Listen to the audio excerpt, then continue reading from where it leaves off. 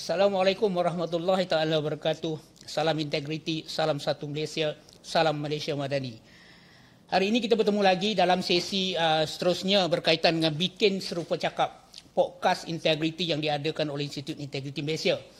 Jadi hari ini kita akan membincangkan beberapa perkara berkaitan dengan integriti, tata kelola dan juga anti rasuah. Dan bersama saya pada hari ini adalah yang bahagia Datuk Sri Dr. Akbar Sattar. Yang mana menariknya Datuk Sri ini sebenarnya pengalaman dah terlalu banyak. Tetapi yang saya nak menarik satu Datuk Sri, sebenarnya Datuk Sri adalah anak Melayu pertama dianugerahkan sertifikat fraud examiner di Malaysia. Itu saya rasa mungkin sesuatu yang orang pun tak perasan dan orang pun tak tahu. Jadi kita akan berbincang secara santai Datuk Sri hari ini untuk bercerita tentang integriti dan anti kelola dan juga anti rasuah. Apa yang nak kita bincangkan sebenarnya mungkin lebih tertumpu kepada CPI. CPI adalah Corruption Perception Index. Mungkin ada orang anggap CPI itu Consumer Perception Index pun ada juga.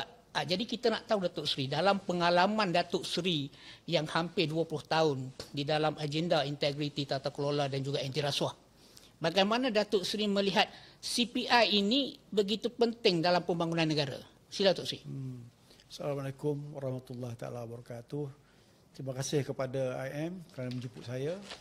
Dan saya sebenarnya berjuang dari segi integriti ini dah 40 tahun. 20 tahun dalam SPRM, BPR masa tu. BPR. Dan lepas tu pun saya lepas optional retirement pun saya masih lagi berada dalam bidang yang sama lah. Jadi saya dapati bahawa mau tak mau CPI ini adalah satu indeks yang sangat penting. Sebab sudah tentu dalam sesuatu indeks itu atau perkajian itu ada kelemahannya. Tetapi untuk Corruption Perception Index ini merupakan satu indeks yang diguna pakai oleh kebanyakan negara lah untuk menentukan sama ada sesebuah negara itu adalah tahap rasuahnya bagaimana. Jadi ini termasuklah negara kita yang mana beberapa Perdana Menteri pun telah menggunakan CPI ini untuk mengukur tahap rasuah dan juga tata kelola kepada Malaysia.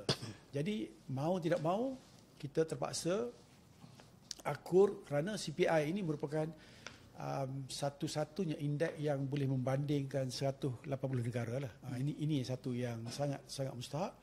Dan yang kedua, kita dapati bahawa setiap tahun kita boleh membandingkan di antara skor dengan rank. Selalunya banyak orang salah faham berkaitan dengan skor dan juga dengan ranking. Sebenarnya skor ni selalunya lebih tepat jika sekiranya kita banding dengan ranking. Sebab kadang-kadang skor ni adalah diberi 100 markah setiap report yang kita guna pakai. Maknanya Malaysia ni kita guna pakai 9 daripada 13 report. Jadi setiap report tu dibagi 100 markah. Jadi setiap report ni adalah diadili, disurvey oleh kita panggil elite economist. Jadi orang yang aspek orang luar yang duduk di sini, pakar-pakar yang duduk di sini, dia akan menentukan sama ada dia melihat keadaan rasuah dan juga tata kelola, efisiensi kerajaan dan sebagainya, dia memberi markah. Itu antaranya. Tetapi dalam 9 report yang kita guna pakai itu, sudah tentu ia ada kaedah yang tertentu untuk menentukan ranking. Katalah daripada 9 secondary report tu, dia bukan primary. Primary ni maknanya kita pergi interview orang ramai lah, 50% daripada orang kampung, 50% daripada orang Malaysia. Tapi dia bukan. Ini adalah orang luar yang buat pakar-pakar. Jadi selalunya daripada 9 report tu, dia bagi 100 setiap satu, dia allocate 100 untuk satu report. Jadi kalau 9 dia bagi 9. Jadi katalah report pertama kita dapat 50. Dan report lain kita dapat katalah 780 ataupun 50-50. Jadi average dia tu kita bagi 9 dapat 50. Jadi 50% macam kita nak kita tengok apa tu result peperiksaan anak kita lah, ataupun masa kita universiti 50 tu kira C. Jadi kedudukan di Malaysia ni kita dapat 50. Dia bagi semua dapat 50. Dia tentukan kedudukan dari segi ranking. Rupanya dah tengok semua 180 negara tu, tengok ranking kita berada di 57. 180 negara. Jadi ini merupakan satu indeks yang ditentukan oleh Transparency International yang ibu pejabatnya di Berlin. Dan di Malaysia ni kita ada satu pejabat yang dikenali sebagai Transparency International Malaysia. Walaupun kita naklah faham di sini, iaitu indeks CPI ni telah wujud sejak tahun 1995 dan ia telah berkembang dari masa ke masa dan diperbaiki kelemahan dia. Dan sudah tentu sudah ada juga orang tak berapa suka dengan CPI ni kerana sebab-sebab tertentu, katanya tak berapa tepat sebagainya. Tetapi seperti saya nyatakan tadi, kebanyakan daripada pelabur sebelum dia datang ke negara ini, dia menggunakan CPI sebagai dia punya panduan untuk melabur. Kerana orang luar ni, salah satu pada sebab dia nak melihat kepada sebuah negara yang kurang rasuah ni, sebab yang pertama dia senang untuk berurusan.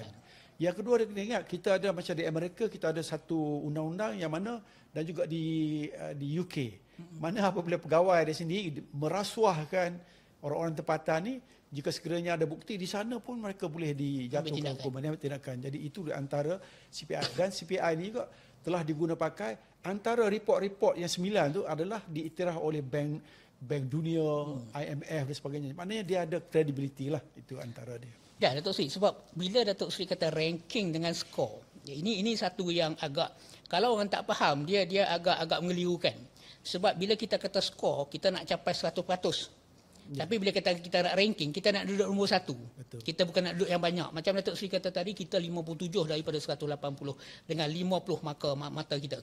Dan Datuk Seri kata juga tadi, daripada 1995 kita dah ada. Jadi kalau kita tengok sebenarnya, dia dah berubah sikit dari segi pengiraan sejak daripada kita katakan 2019 dan sebagainya. Sebab sebelum ni kita pakai 0 hingga 10.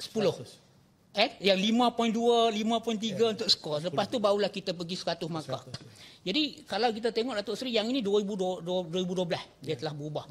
Jadi kalau Datuk Seri tengok, kalau daripada segi kita nak faham, sebab CPI ni kita kena faham. Sebab tu Datuk Seri kata orang yang tak faham kadang-kadang dia mempertikaikan nak terima tak terima.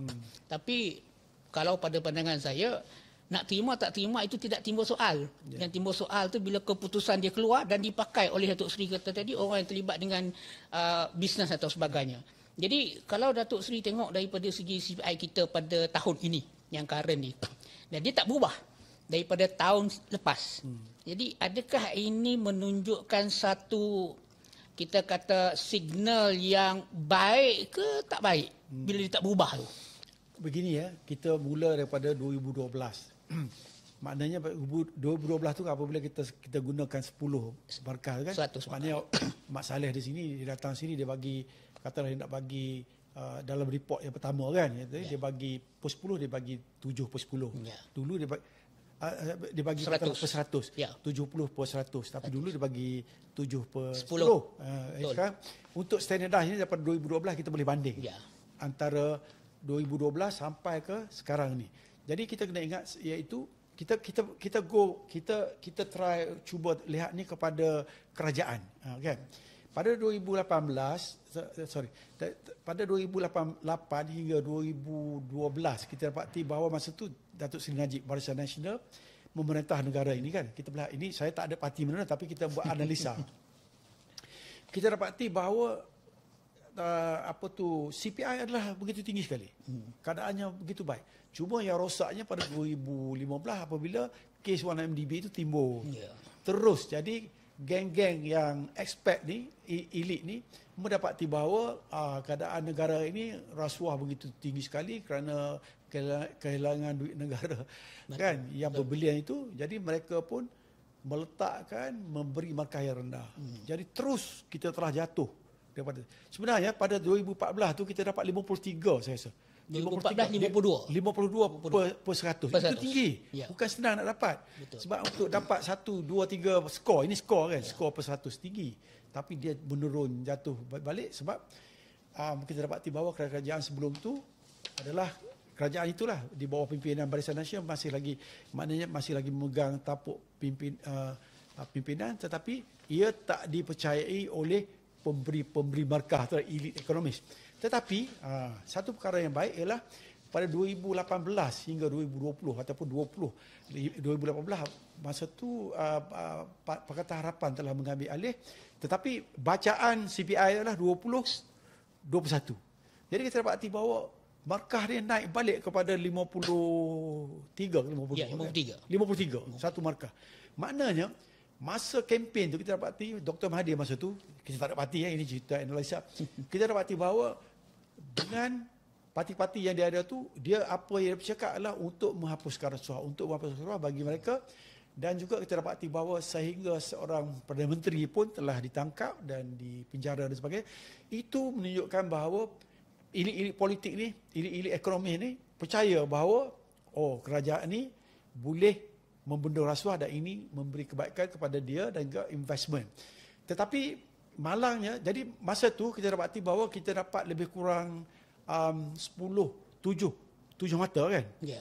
7 mata dan juga kalau kita kira anak tangga, 10 anak tangga tau. Ya, Maknanya ranking kita naik 10, tapi skor naik 7. Tapi kita kena ingat, ada orang tanya sama ada apabila katalah lepas PS jatuh balik dapat kepada Barisan Nasional dan Pakatan dan sebagainya, kita dapati CPI jatuh balik.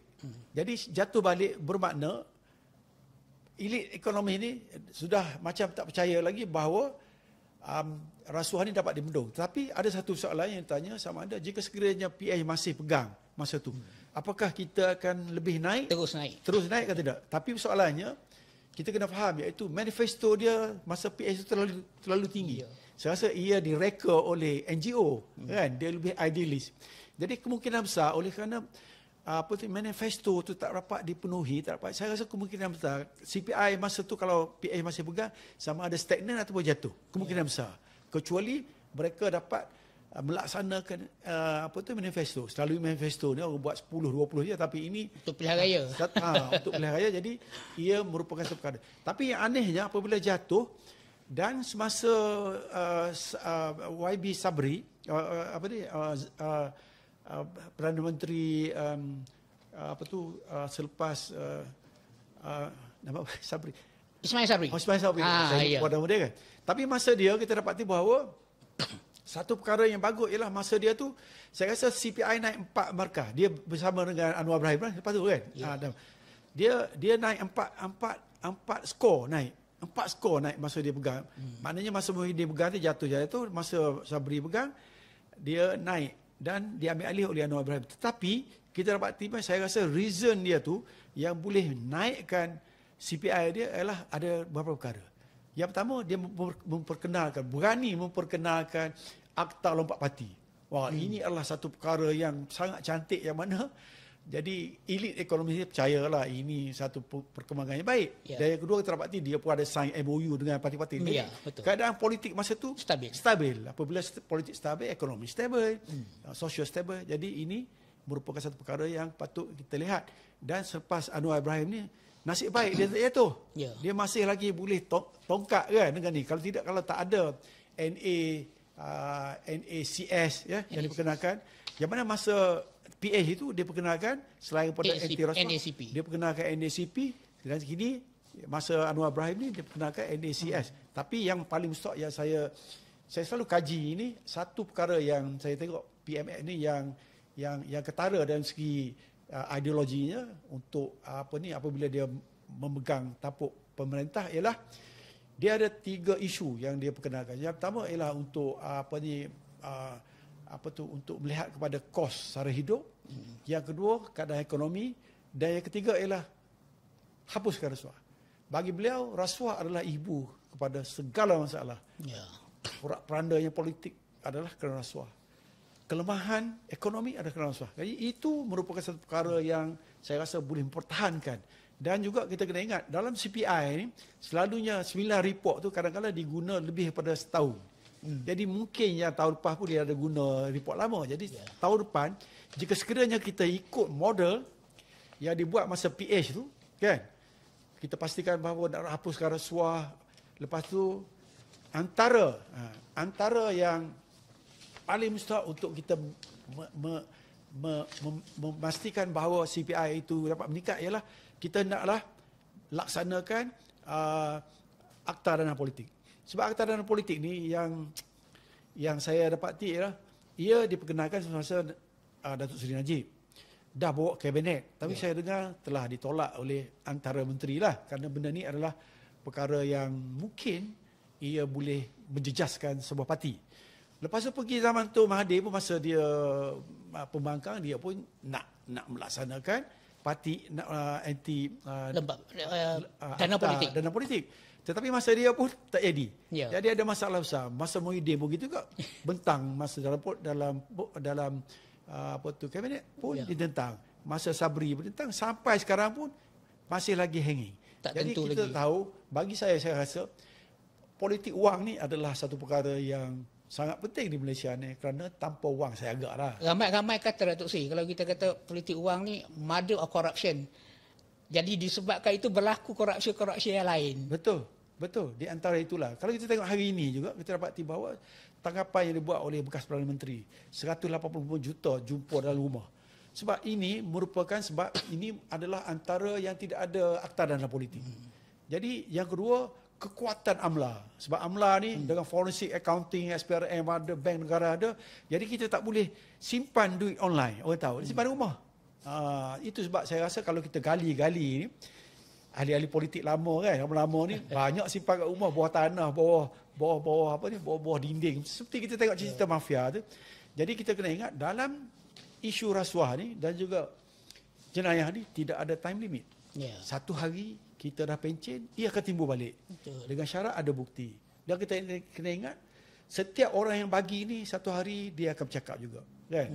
Itulah di antara dia. Jadi ini merupakan satu perkara yang patut kita ingat, bahawa kita tidak berkuasa sampai bila-bila. Satu hari kita boleh ditangkap, boleh didakwa. Jadi itu merupakan satu kesan yang tak baik kepada diri sendiri dan keluarga lah. Datuk Seri, kalau Datuk Seri cerita tadi daripada segi sumber kita menggunakan 9 elemen untuk menilai, kalau kita tengok daripada 2024, kita ada 2 sahaja daripada 9 yang turun, iaitu kita ada IMD World Competency Center World Bank, dan juga kita turun dekat Economic Intelligence Unit Country Risk. 2 ni masalahnya dia terlalu besar. Sebagai contoh, IMD 9 markah dia turun. Jadi, dan juga yang ekonomi intelijen 4 markah. Dekat situ pun dah 13. Betul. Maksudnya, adakah kalau kita nak tumpukan masa ke depan ni, 2 elemen ini perlu betul-betul kita tackle. Pada masa yang sama, yang lain tu pun kita tak boleh lepaskan. Betul. Jadi, saya sebut tu Tok Sri, sebab kalau Tok Sri perasan, KSN telah pun mempengerusikan penubuhan pasukan petugas khas CPI. Jadi bila pasukan petugas khas ini diberikan kepada tas-tas mereka untuk meningkatkan daripada scoring yang kita kata berdasarkan kepada 9 elemen tadi, yang ada 6 tu. Jadi adakah masa hadapan kita boleh menjangkakan kenaikan? Sebab bila Tok Sri cerita figure tadi, kita tengok kita pernah naik 6 hingga 7. 6 tak silap saya yang paling tinggi. Skor paling tinggi. Dan lepas itu kita main 1-2. Dan kalau kita tengok simple mathematics, kita perlu berada dalam 78-80 untuk mencapai 68 hingga 70 untuk mencapai kedudukan 25 terbaik. Jadi Datuk Seri rasa dengan current situasi kita boleh capai atau macam mana? Saya tengok kan, jika sekiranya pada tahun 2018, 2019, 2020 kan, kalau kita boleh naik, kita cakap on ranking. Kalau kita boleh naik 10 anak tangga, kenapa kita tak boleh? Yang kedua, masa tu juga kita dapat 7 skor. So kita masih ada 8 tahun. Kalau kita dapat skor 2, saya rasa insya-Allah kita dapat. Kita kena maintain itu. Yang pertama, untuk mendapat ni, selain daripada saya cerita tadi, selain daripada dana politik, Yang kedua kita kena maintain iaitu pastikan bahawa asset declaration kita kena buat. Masa Dr. Mahathir asset declaration dia buat. Walaupun ramai declare, anda declare. Ada ahli politik tu, saya buat analisa lah. Dah kerja 40 tahun dalam berkecimpung dalam politik, tapi declare 10 juta. Mana 10 juta. Boleh. Rumah di bangsa pun ada 20 juta. Lupa nak declare kot. So kadang-kadang kita kena logik lah declare. 100 juta pun nothing now kan, sebab ia dah lama. Jadi itu antara declaration. Lepas tu yang kedua masalahnya, SPRM pula adalah dia hanya menyimpan asset declaration. Tapi orang dah suar information, kalau you suspicious, sepatutnya kita siasat. Tetapi dia hanya caretaker. Jadi patutnya kita bagi kuasa lah. Kuasa itu antara dia. Yang ketiga saya rasa satu lagi, demokrasi ni pun main peranan. Ni faktor-faktor yang melibatkan SPI ni. Maknanya kita kena telus demokrasi, pastikan bahawa demokrasi itu di tahap yang baik. Satu lagi yang mustahil ialah freedom of media. Tapi saya dapati zaman Datuk Najib, freedom of media tu bagus. Dia memang bagi. Dia hapuskan IISA saya rasa kan. Tu antara dia. Antara tu yang lain pun media dia pun bagus. Yang memberi freedom, demokrasi dan sebagainya. Tetapi kini nampak gaya macam even dalam mass media pun kita kontrol. Itu pun kita nak lihat kembali untuk mendapat CPI yang bagus. Tapi yang mustahil banyak orang tanya, kenapa Singapura dia bukan democratic country? Tapi kenapa dia dapat satu CPI yang tinggi? Sedangkan dia macam semi-socialist. Rupanya dia punya internal control policy, dia punya fighting against corruption tinggi. Dia dah keluar, walaupun dia masih lagi bukan demokrasi, tapi dia adalah lain daripada lain lah. Itu antara. Dan saya dapati bahawa jika sekiranya momentum kita bagus, kita maintain, pastikan bahawa 4-5 perkara saya mention tadi, kita perkenalkan, saya rasa insya-Allah kita boleh dapat di bawah 25. Datuk Seri, kalau kita tengoklah sebenarnya kan, kalau kita tengok daripada segi CPI dengan sejarah dia dan juga dengan apa yang telah kerajaan buat, sebenarnya ada banyak. Tapi mungkin saya setuju Datuk Seri, ada benda yang sepatutnya kita nyatakan, kita tak nyatakan. Dengan media sosial sekarang ni, itu antara masalah yang timbul persepsi bila orang buat, tapi kita tak pergi kepada media sosial sebenarnya. Dan juga generasi sekarang lebih berkepercayaan kepada itu. Jadi kita agak terbelakang, macam kita kata kes-kes besar dan sebagainya. Walaupun banyak kes dan sebagainya, betul, kita cuba tengok nanti Datuk Seri, bagaimana di negara ASEAN sekalipun ada negara yang meningkat naik, tapi ada negara yang stagnan macam kita dan ada yang merudum. Jadi saya mungkin nak tanya Datuk Seri untuk seterusnya nanti adalah komen Datuk Seri dengan negara yang naik ni. Tapi sehingga itu Datuk Seri kita berhenti rehat seketika, lepas tu kita balik dengan soalan yang saya berikan tadi.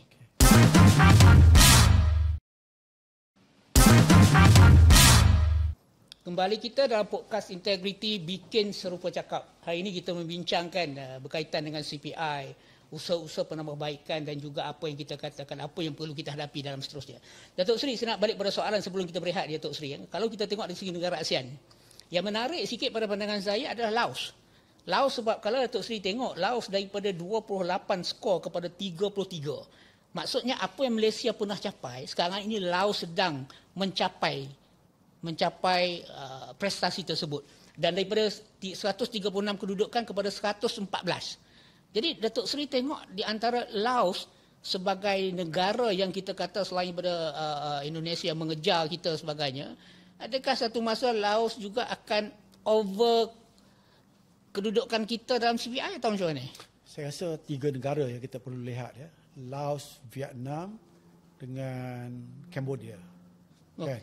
Ini adalah 3 negara yang kini bukan saja orang-orang luar suka untuk melabur, bahkan juga dari segi tata kelola, integriti mereka telah bertambah baik. Kerana kita dapati bahawa mereka ni telah susah zaman perang dulu.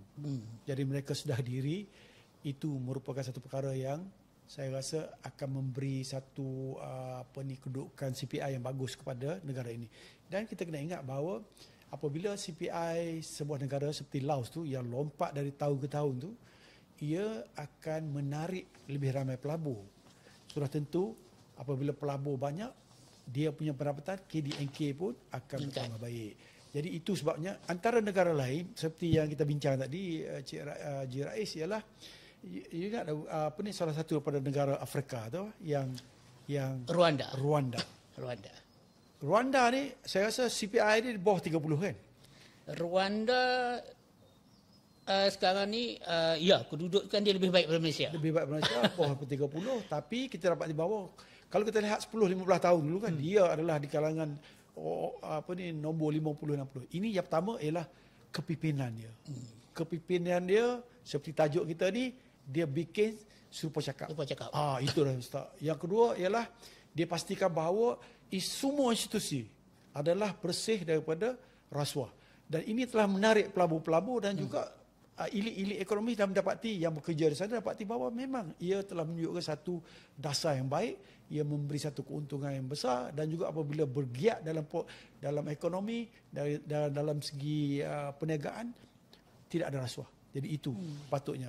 Itu betul seperti yang tadi, Laos ini merupakan satu kita patutnya boleh juga belajar daripada Laos.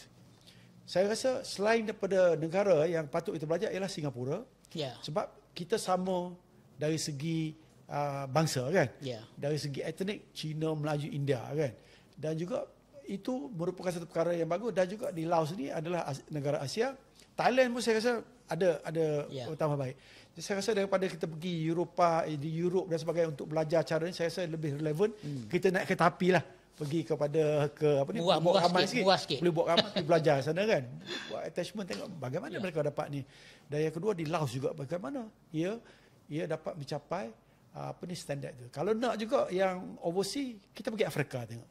Sebuah negara yang macam-macam orang cakap dahulu, paling rasuah, paling macam-macam, tetapi bagaimana pimpinan ni merupakan satu faktor yang sangat mustahil. Saya Datuk Seri, sebenarnya bila Datuk Seri cerita Rwanda tu agak menarik sebenarnya, sebab selalu kita cerita Corruption Perception Index, kita kaitkan dengan ekonomi. Sebab tu kita kata macam Singapura tu, dia ialah dapat bagus, sebab ekonomi bagus, maju dan sebagainya. Tapi ada beberapa negara selain daripada Datuk Seri cerita tadi, daripada segi kita kata Rwanda, kita juga boleh tengok juga macam Bhutan pun kita rasa bahawa kedudukan kita tu mungkin dari segi ekonomi atau GDP lebih baik daripada mereka. Sebagai contoh tadi Rwanda tadi, daripada pencarian saya, kalau Rwanda ni Datuk Seri, dia punya GDP 1040 macam tu saja. Malaysia 11,000. Jadi maksudnya walaupun Rwanda, betul, saya setuju Datuk Seri cakap tadi, sebab daripada carian saya tadi, Rwanda akan menjadi negara yang middle income. Dia letakkan target 2030. 2050 high income. Jadi lebih kurang macam Malaysia juga. Kita ada perancangan. Dan mereka juga ada perancangan 5 tahun macam kita punya RNK. Masih ada. Tapi yang menjadi pokok persoalan macam yang Datuk Seri kata tadi, bila kita bercerita tentang CPI, kita melihat bahawa bagaimana sektor awam, sektor awam sebagai kita kata sektor yang dinilai di bawah CPI. Jadi dengan beberapa perkara yang telah pun dinyatakan oleh KSN, sebagai contoh saya katakan tadi, dengan penubuhan pasukan petugas khas. Lepas tu KSN baru-baru ni pun ada menyatakan bahawa tak lama lagi akan diperkenalkan Akta Iktizam untuk sektor awam. Dan KSN sendiri pun dah melancarkan apa yang kita katakan semasa 2 tahun Madani hari itu, Deklarasi Kuala Lumpur, yang semua penjawat awam sampai 14 buah negeri sign, bersetuju bahawa antara yang kita nak capai menoktahkan rasuah dan salah laku. Jadi Datuk Seri rasa bagaimana penerimaan sektor awam dengan rancangan kerajaan, sebab nampak macam drastik juga Datuk Seri. Tak perform sekarang, ke belakang kita. Saya rasa kan NACP pun gagal juga. Tak sepenuh kan. Saya rasa itu, saya punya percayalah, tidak dapat support daripada ketua-ketua jawatan. Ini pandangan saya. Yang kedua, dia tak ada pengukuran impact dia kan. Dia punya indikator pun tak ada. Itu Betul. Tapi kita harap ia dapat memperbaiki di dalam NACS kan. Cuma satu saya bangga dengan KSN ni, saya dapati bahawa beliau ni adalah KSN yang pertama yang mengambil berat mengenai CPI. Dia sendiri chair.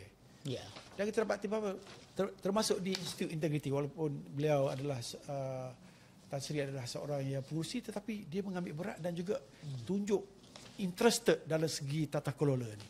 Jadi itu adalah satu yang saya rasa kemungkinan besar CPI akan dapat diperbaiki. Tambah-tambah lagi, beliau telah ada rancangan, iaitu daripada 9 report ni, beliau telah dah atur jabatan-jabatan mana, kementerian mana yang berkaitan, tanggungjawab dan cari sebab macam mana nak improve. Itu adalah satu perkara yang kelas saya rasa. Kalau beginilah cara kita kerja dan juga nak memastikan bahawa CPI naik, saya rasa InsyaAllah saya rasa CPI kita akan bertambah baik. Dan juga bukan itu saja, apabila CPI baik, sudah tentu dari segi delivery pegawai kerajaan ni akan bertambah baik. Jadi ini merupakan satu perkara yang saya rasa patut dititik berat, dan juga pegawai kerajaan, KSU, saya rasa mereka ni telah mengambil tindakan, apa juga arahan-arahan yang telah diberikan, supaya sama-sama kita pastikan bahawa CPI ini dan juga kerajaan ini dan juga negara ini bukan saja bersih dari segi rasuah, bahkan juga dari segi delivery untuk memberi khidmat untuk masyarakat. Dalam kita kena ingat, setiap tahun kalau ikut Bank Dunia, setiap negara itu rugi antara 2 hingga 4% daripada KDNK. Maknanya kita hilang tiris begitu, lebih kurang 60 bilion setahun. Dah 60 tahun. Tapi 1 bilion ringgit tu kita boleh buat 200 sekolah rendah. Itu banyak. Kita boleh buat 7-8 buah hospital. Dan kita boleh beli obat, segala-gala obat untuk orang kampung. Kita boleh buat jalan orang kampung ni 6,000 kilometer. Itu adalah 1 bilion. Tapi kita hilang 60 bilion. Just imagine. Satu lagi kita nak ingat, beza di antara orang ambil rasuah ni dengan pembunuh. Adalah banyak beza. Kita bunuh seorang itu adalah dosa kita, dan juga masalah kita adalah dengan orang yang kita bunuh, dengan keluarga dia. Tak amai. Tapi bila kita ambil wang rasuah, RM1 itu adalah duit untuk kita beli obat, untuk kita buat hospital, untuk kita buat sekolah. Dan kita ingat, kita hidup ni bukan bila kita beranak. Ini bukan. Hidup kita adalah lepas kita mati. Dalam itulah kita akan keluar skrip semua. Dan kita kena ingat, sebagai pegawai kerajaan ataupun ahli politik, kan, siapa saja yang salah gunakan duit kerajaan, sudah tentu Tuhan Allah Subhanahu Taala ni, dia memang Maha Penyayang, Pengasih dan juga pemaaf. Tetapi kita kena ingat, apabila kita salah gunakan duit rakyat ni, bukan saja kita kena minta maaf dengan Allah Subhanahu Taala, semua rakyat 32 juta. Ini masalah besar ni. Ini masalah skrip tu tak akan dipandang, ada di situ. Jadi kita naklah fikir, iaitu kita kena ingat. Itu juga Ustaz Azhar pun, Idrus pun pernah menyatakan bahawa termasuk klaim tipu. Tipu klaim, pergi 50 km, kita tulis 400 km, 200 km. Dia kata hukumnya dosa. Yang kedua, kita kena hantar balik. Kena bagi balik. Kalau tidak, semayang pun tak. Itu ada video yang kita boleh lihat. Jadi ini kita kena ingat bahawa duit tirisan kita adalah begitu banyak sekali. Dari segi kontrak, dia cakap, kalau ikut World Bank, kita hilang di antara 20 hingga 25% kerana isu kontrak. Tetapi apabila kita bagi kontrak di Malaysia ni, kalau kita bercakap mengenai kontrak, Tan Sri Amri Buang, sebab saya pun salah seorang daripada jawatankuasa komiti tu, takbir urus, siasat urus yang kabinet dulu, appoint lah. Jadi kalau mengikut beliau, 30% daripada tirisan ini berlaku di negara ini dari segi kontrak. So untuk kontrak, bila kita bagi secara direct nego terus, kan, untung tauker ni, untung kontraktor ni adalah 50%. Maknanya dia banyak lapis nak kena bagi, kan. Tapi kalau kita bagi open tender, dia untung 15% saja. Tetapi tak semestinya open tender ni bagus juga. Sebab kita kena lihat jawatankuasa yang ada ni. Jawatankuasa tender, jawatankuasa kewangan, jawatankuasa teknikal, jawatankuasa board. Kalau kadang-kadang tiga-tiga ni pakat juga. Ni pun masalah besar. Isunya adalah isu integriti lah di antaranya. Betul Datuk Seri, sebab Datuk Seri pernah jadi member Investigation Committee for Governance, Procurement dan Governance Finance. Tan Sri Amri yang chairman pada tahun 2019. Okay. Datuk Seri, kalau kita tengok sebenarnya, kalau kita tengok antara perasuah ni agak susah kita nak kenal. Kalau kita bandingkan dia dengan penyakit dadah. Sebab pada kisah dadah kita tahu jalan terhoyong hayang, pakaian copan camping, ini kita telah persepsi kita telah meletakkan dia tu sebagai satu masalah yang besar. Tapi kalau perasuah ni masalah dia, kita tak kenal siapa dia. Kadang-kadang dia pakai macam kita tu sih, pakai tie, pakai baju, datang waktu kerja office sebagainya. Tapi rupanya perasuah.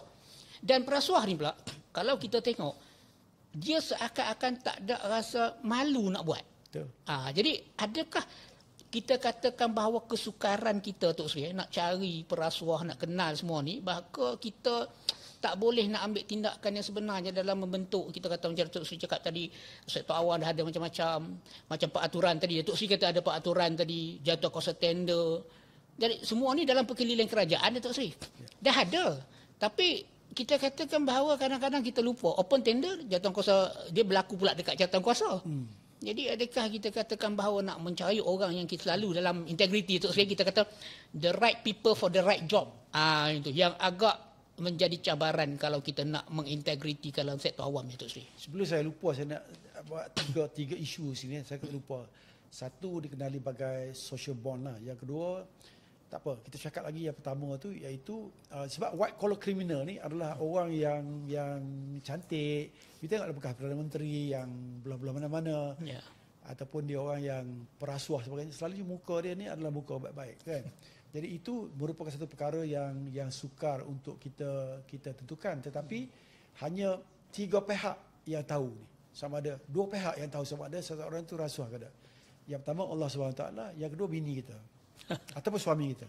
Mesti tahu punya. Mesti tahu. Sebab suami mesti tahu. Kadang-kadang dia share, dia nak show off, lepas tu nak simpan, suruh bini simpan dan sebagainya. Jadi dua ni mesti tahu. Jadi kita apa-apa pun satu hari kita pun gaduh pun akan terbongkar. Tapi dengan Tuhan ni tak boleh apalah. Ini antara tu. Satu lagi yang paling penting, white collar criminal ni kerana dia adalah seorang yang ada duit. So agak apabila dia ditangkap, jadi selalunya apabila dia dakwa, dia akan menggunakan kekuasaan dia, sama ada dia kenal dengan hakim, dengan sesiapa saja berkuasa, dan juga dia boleh mengambil lawyer-lawyer yang terbaik dalam Malaysia dan juga dunia. Contohnya Kak Pasing, Syafi'i sebagainya. Jadi orang macam ni kalau masuk dalam mahkamah tu dah separuh daripada ni dah macam menang. Sebab dia pengalaman. Ini fakta cerita kan. Dan kita dapati bahawa dia juga orang macam ni merupakan orang yang mempunyai pengaruh juga dalam sistem keadilan yang ada. Jadi itu mereka, saya bagi contoh Eric Cha kan. Eric Cha walaupun dia ditahan, kita rugi lebih kurang 2 bilion di Purwaja, tapi SPRM BPR masa tu hanya dapat kes lebih kurang 670 juta. Dia kena charge pergi mahkamah. Apabila pergi mahkamah, tengok percara sebab hakim ni lawyer dia bagus dan sebagainya, dia menang kes. Jadi salah seorang daripada reporter mari tanya dia kata Tan Sri mesti gembira sebab menang kes. Dia kata tidak banyak kali tidak. Dia kata sebenarnya sebelum saya dikena tahan oleh SPRM BPR ni, saya letak tangan saya, ada 200 tangan letak tangan saya. Banyak penyokong kata. Bila saya dah kena ni, satu pun tak ada. Bini saya lari ke UK, anak saya lari, itu dia kata. Ini impact kepada orang yang ambil rasuah. Kita ambil kes overseas lah, Enron. Dia tipu beratus juta, tapi dia kena jail 150 tahun. Tapi pada dia punya, apabila dia diinterview dan sebagainya, dia dapati bahawa dia sendiri telah menyesal. Yang kedua, beliau menyatakan bahawa anak dia telah gantung diri. Itu impact dia. Bini dia tu nak pergi ke salon pun, ini adat orang luar lah. Apabila dia orang barat ni, apabila kita buat sesuatu yang tak baik kepada negara, bini nak pergi buat salon, nak buat rambut pun orang tak terima. Jadi itu impact yang boleh berlaku kepada sesiapa saja yang menerangkan, yang membuat sesuatu yang beginilah. Jadi saya berharaplah kita kena ingat, banyak juga kes-kes yang kita tengok, selalunya apabila kita tengah tangkap, kita dah habis penjara katalah 12 tahun, kita keluar, selalunya komuniti ni lihat kita pandang serong kepada anak kita, cucu. Kadang-kadang kita tak dijemput untuk pergi ke Kedui sebagainya. Kita kena ingat walaupun kita ada 100 juta melalui rasuah, ada 100 juta, macam kita umur 70, nak makan apa? Nasi sepinggan pun tak habis. Dan kita kena ingat, daripada duit 100 juta ditanggung kita, cucu dan sebagainya. Sebab kadang-kadang saya yang ada tanda kan, cucu saya ada tanda. Maknanya apa yang kita makan itu akan pergi kepada dia. Dia apakah kita sanggup? Dan satu lagi, apakah kita sanggup membawa anak cucu pergi dinner lah, kononnya orang putih pergi dinner, makan duit-duit haram macam ni kan. Jadi pada sebenarnya ada yang pergi haji pun ada. Pergi haji tapi shopping dan sebagainya, tapi duit dia adalah duit daripada yang tak baik. Jadi saya rasa impact kepada anak cucu kita, saya rasa lebih baik kita jangan buat. Sebab sebagai kita kerajaan lah ataupun swasta, kalau kita kerajaan, saya rasa kalau kita pencen dengan katalah kita PAS universiti lah, kita pencen dengan kerajaan umur 60, saya boleh garanti sekurang-kurangnya kita boleh dapat pencen 6-7 ribu. Apakah itu tak cukup? Kan? Jadi itu dah memandai. Dan yang kedua, sudah tentu kita ada duit simpan dan sebagainya. Ini akan memberi keadaan jelas. Sebab kadang-kadang kita ni suka tunjuk dengan menggunakan duit haram, membeli kenderaan-kenderaan yang besar dan sebagainya. Kadang-kadang sehingga duit yang easy come easy go ni selalunya kita hilang begitu saja kerana bisnes dan sebagainya. Tapi kita lupa bahawa selalunya ini akan memberi kesan tak baik. Sebab ramai di antara orang yang kena penjara ni, dah keluar penjara, mereka menyatakan bahawa mereka ni hidup tak seperti biasa. Dan yang ambil rasuah tu yang tak kena, sebab tak ada kes, pun cerita sama ada dia malam-malam pukul 2 pagi dia tersedar bagus. Dan ada salah seorang daripada kawan saya ni, daripada pegawai agensi peguat kuasa, dia kata lepas dia sujud sembahyang tu, ada orang holorkan satu dulang duit. Jadi setiap kali dia sujud, apakah kita nak hidup? Saya rasa Tuhan dah peteri dia punya hati tu. Kita kena makna impact, tak payahlah buat. Saya rasa di Malaysia ni apa sama ada kita kerja private ke kita kerja government, saya rasa cukup dah apa ni. Sebab kita kena ingat masa umur 60 70 macam ni, kadang-kadang ada juga kawan saya tak boleh makan nasi, ada yang kena hirup nasi kan. Tapi kita kena ingat duit tu mari daripada mana. Ini impact dia lah. Ya. Impact sebenarnya macam Datuk Seri cakap tadi, bukan hanya kepada orang ambil rasuah, tapi dia ada beberapa layer lagi. Betul. Anak, isteri, cucu-cucu dan sebagainya. Datuk Seri, kalau kita tengok sebenarnya dalam sektor awam ni, kalau kita tengok daripada awal dululah, daripada zaman sebelum ni pun, Datuk Seri Tun Ahmad Sarji pun pernah menulis buku tentang integriti dalam sektor awam dan sebagainya. Maksudnya bukan sekarang baru dibincangkan. Dan kalau Datuk Seri tengok daripada segi kita katakan kempen-kempen kerajaan, daripada Bersih Cekak Amanah 1982 lagi, sebelum ada lagi CPI pun elemen-elemen ini tengah diterapkan dalam sektor awam dengan kepimpinan melalui teladan 1983. Tapi yang menjadi kerisauan kita tu, Tok Sri, saya selalu cakap, Tok Sri, kalau saya pergi sesi di mana-mana, saya kata antara soalan saya yang saya tanya kepada orang yang mendengar tu adalah di mana tidak berlaku rasuah, bukan di mana berlaku. Sebab kalau tanya berlaku di mana tu, orang boleh cerita, Tok Sri, di situ berlaku, di situ, sebab kita selalu tengok orang lain, kita tak tengok diri kita. Tapi saya selalu tanya balik, di mana tak berlaku? Masa itu biasa dia orang bawakan diam. Rupanya duk fikir-fikir tak jumpa tempat yang tak berlaku rasuah. Sebagai contoh kita kata, kalau pejabat awam, baru ni Datuk Seri kita digembar-gemburkan dengan mana pejabat awam yang buat pinjaman beratus ribu dengan satu syarikat pinjaman dan sebagainya. Ini mungkin kita kata corruption ataupun amlah, kita tengoklah bagaimana penyiasatan nanti. Namun begitu kita katakan bahawa Datuk Seri, daripada segi sinergi antara sektor awam dengan sektor swasta, pasti ada different. Ada perbezaan, sebab orang selalu kata sektor awam menerima, sektor swasta bagi. Tadi Tok Sri kata kos yang naik 50%, dia dah masuk dalam kos lah. Tapi saya ada soalan khas untuk Datuk Sri. Kita jumpa lepas ni Tok Sri. Lepas tu kita berhenti untuk rehat sementara.